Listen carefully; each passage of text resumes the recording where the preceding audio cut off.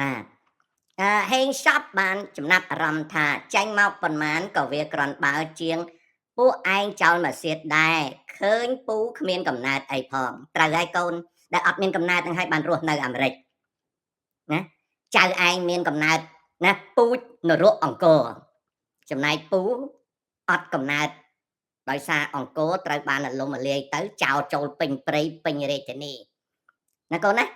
អញ្ចឹងហើយហេងសពដែលមានកំណើតគេហៅថាកម្ពុជានរកអង្គរត្រូវរស់នៅលើទឹកដីដែលគេដំក្បាលរាល់ថ្ងៃរឿងហ្នឹងគឺជាគុណបុណ្យកុសលរបស់កូនហើយអូខេហើយពូឯនេះត្រូវរស់នៅលើទឹកដីមួយដែលអត់ល្អទេពេលឈឺមានពេទ្យមើល